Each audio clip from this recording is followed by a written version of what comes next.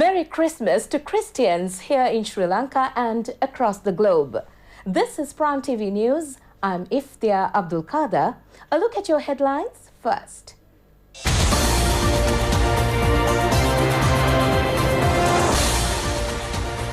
Christmas celebrated around the world. Rajitha is still at large. President opines on a scientific method to buy paddy. The country will observe 2-minute silence to remember tsunami victims. And on News Overseas, Pope asks people not to let churches' feelings distance them from God.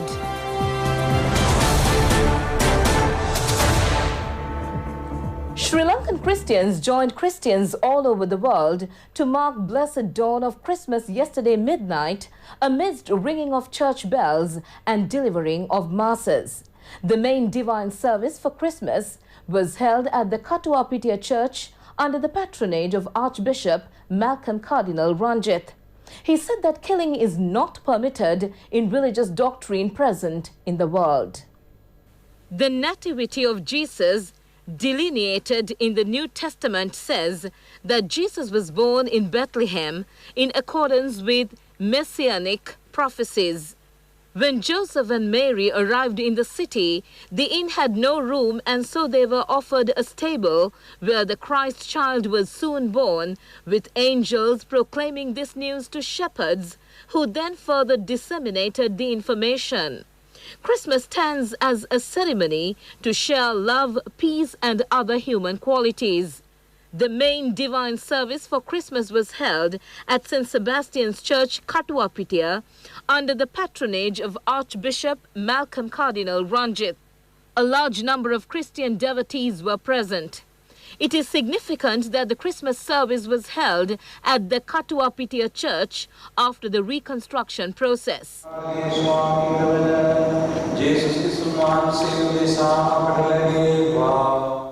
Meanwhile, the Independent Television Network organized a midnight service at St. Francis Xavier Church in Katana.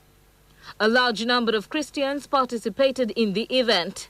A divine service was also held at the Ragama Thevatta National Basilica Church under the aegis of Reverend Father Victor Jayamana.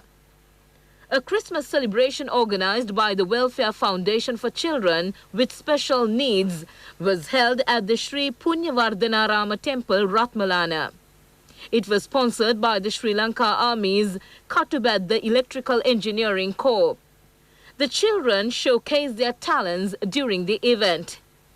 Meanwhile, the Venerable Dimbul Kumbure Vimala Dhammatera, the Anunayaka of the Malwatu chapter, extended blessings to Christian devotees on the Christmas Eve. President Gotabaya Rajapaksa called all to dedicate themselves with determination to create a better society where all human beings will be treated equally the way Jesus Christ taught us. The president in his message also said that at present there is an environment in the country where citizens can celebrate Christmas without fearful thoughts and suspicion.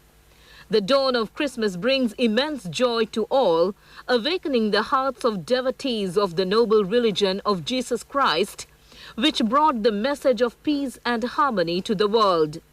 The president says the real meaning of Christmas is to make our life meaningful.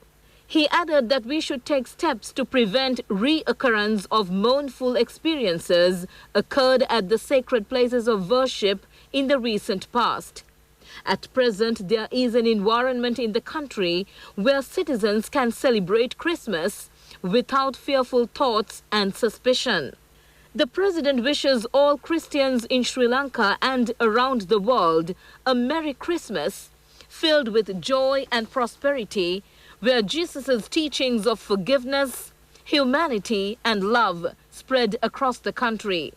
In his message, Prime Minister Mahinda Rajapaksa says the government of Sri Lanka is committed to the task of dispelling the darkness of religious terrorism and restoring security and peace to the motherland. He urges all Christians to exercise their freedom of worship without allowing extremist forces to succeed in suppressing that freedom.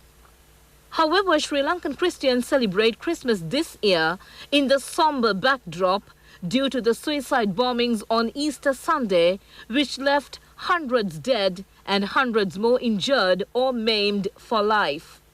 The Premier wishes all Sri Lankan Christians a holy and peaceful Christmas.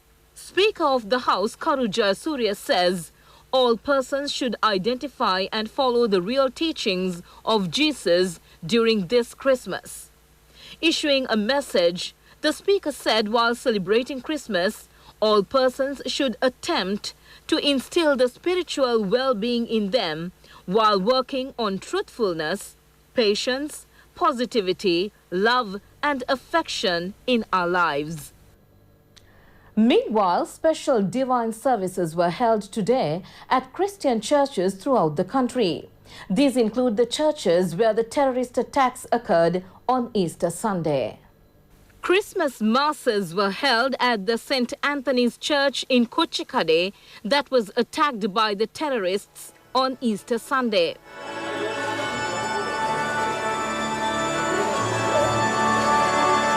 Christmas services were attended by a number of victims of the bomb attack. Reverend J.D. Anthony, Assistant Bishop of the Archdiocese of Colombo, carried out the service.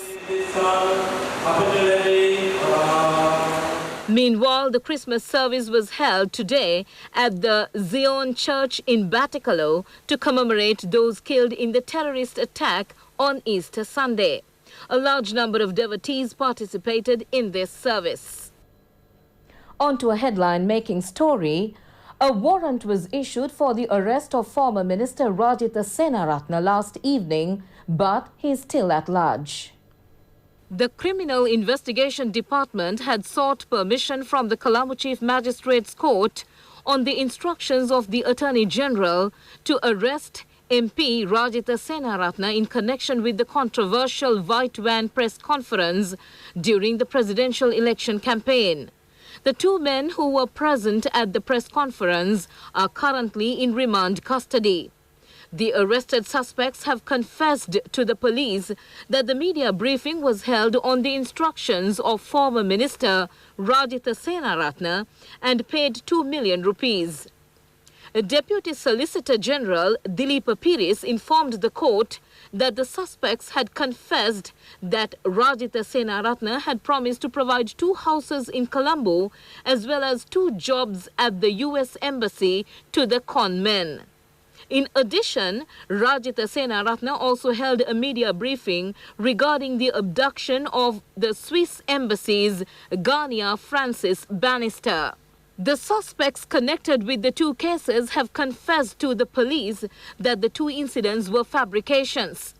In addition to these allegations, several complaints have been received against Rajitha Senaratne for his misconducts. Rajitha Senaratne recently filed a bail application seeking to prevent his arrest. The first application was rejected by the court, and Rajitha Senaratne filed the second and third bail applications as well. On a request made by the CID, Rajitha Senaratne was issued a court order banning travel abroad. On the instructions of Attorney General Dappula D'Oliveira, the CID requested court to issue a warrant for the arrest of Rajitha Senaratne over the White Van media briefing. Accordingly, Colombo Additional Magistrate Bandara Nelumkulama issued the arrest warrant. However, it is reported that Rajitha Senaratne is absent at his Colombo, Beruala and Vadua houses. Meanwhile, attorney Premanath C. Dolavatta stated that no individual can ignore court orders. The Ministerial Subcommittee on Cost of Living met for the first time yesterday under the patronage of President Gotabaya Rajapaksa at the President's office. Attention was drawn on supplying food items to the public at a concessionary rate during the festive season. The president also instructed the officials to adopt a scientific methodology for purchasing the harvest from next season. Attention was also focused on expanding the storing facilities for paddy. The committee also discussed about the implementation of government's decision to control the price of rice and conveying benefits to the public. The Consumer Affairs Authority pointed out that the sale of rice at higher rates has been gradually declining. The government reviewed the steps taken to control wheat flour price as well as the benefits of tax concessions given on other essential commodities. Prime Minister Mahinda Rajapaksa, ministers and MPs were present on the occasion. Meanwhile, traders who sell rice at high prices will be dealt by the law unabatedly. Legal action was initiated against 5 shop owners during raids carried out in Matara, Kirinda and Hakmana. The Matara District Office of the Consumer Affairs Authority stated that 10 more traders have been issued warning. Steps have been taken to observe a 2-minute silence tomorrow morning in memory of those who died in the tsunami. December 26 has been named as the National Safety Day to commemorate those who lost their lives in the 2004 tsunami. The day is marked as an annual event.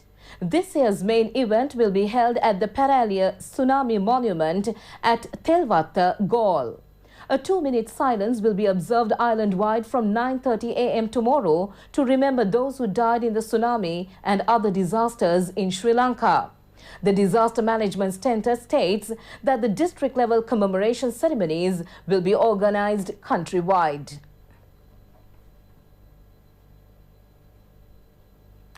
It has been decided to appoint an independent commission to investigate alleged frauds of the contract granted to issue new driving license. The Department of Motor Vehicle Registration had awarded a contract to a private company to develop a computer system and information system for printing of driving licenses. The government has lost over 4,000 million rupees as the company failing to comply with the contract. A special discussion on this matter was held under the patronage of Minister Mahinda Amaravira. According to audit reports, from 2009 to 2017, the supplier had been paid a sum of 7,460 million rupees. It is reported that after the expiration of the agreement between March 2016 and December 31, 2017, the company was paid a further sum of 1,850 million rupees. Minister Mahinda Amaravira stated that due to this situation, a large amount of money has been embezzled. Hence, the minister instructed the officials to investigate.